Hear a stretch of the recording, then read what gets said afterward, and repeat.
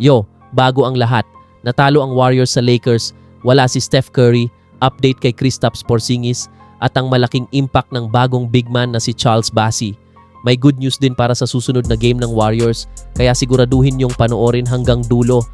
Unahin natin ang masakit na balita, natalo ang Golden State Warriors kontra Los Angeles Lakers sa score na 119-103. Makikita talaga sa game na ito na kulang ang Warriors sa firepower. Wala si Stephen Curry, wala rin si Kristaps Porzingis, at pati si Al Horford ay hindi pa rin naglalaro. Dahil dito, hirap ang Warriors sa offense. Walang primary scorer at nahirapan silang makipagsabayan sa Lakers na pinangunahan ng kanilang stars. Kahit nag-effort ang mga young players ng Warriors, hindi pa rin sapat para makuha ang panalo. Ito na rin ang isa sa mga problema ng Warriors ngayon. Kapag wala si Curry, hirap silang gumawa ng consistent offense. Ngayon, pag-usapan naman natin ang pinakamahalagang update, si Stephen Curry. Hindi naglaro si Curry sa game kontra Lakers dahil sa knee injury management. Hindi naman ito seryosong injury, pero pinili ng Warriors na ipahinga siya para hindi lumala. Malinaw na sobrang importante ni Curry sa Warriors. Kapag wala siya sa lineup, bumababa ang spacing, bumabagal ang offense, nahihirapan ang team sa scoring. Pero ang good news, expected na bumalik si Steph Curry sa next game. Malaking boost ito para sa Warriors lalo na papasok na ang play-in. Kapag bumalik si Curry, babalik din ang rhythm ng offense ng Golden State. Isa pang malaking kawalan sa Warriors ay si Kristaps Porzingis. Hindi rin siya naglaro dahil sa illness. At ito ang isa sa dahilan kung bakit nahirapan ang Warriors sa rebounding at rim protection.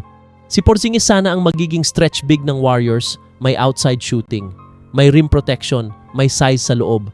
Pero habang wala siya, forced ang Warriors na gumamit ng smaller lineup. Good news din, posibleng bumalik si Porzingis sa susunod na game kung okay na ang kondisyon niya. Kapag sabay bumalik sina Curry at Porzingis, ibang Warriors team na naman ang makikita natin. Ngayon, pag-usapan natin ang pinaka-exciting na development, si Charles Bassey. Ang bagong pirma ng Warriors ay agad nagpakita na naman ng impact sa team.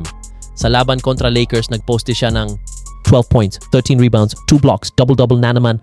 Ito ang eksaktong kailangan ng Warriors, isang legit center, rebounding, rim protection, physical presence. Napansin din na mas nagiging comfortable ang guards ng Warriors dahil may inside presence na sila.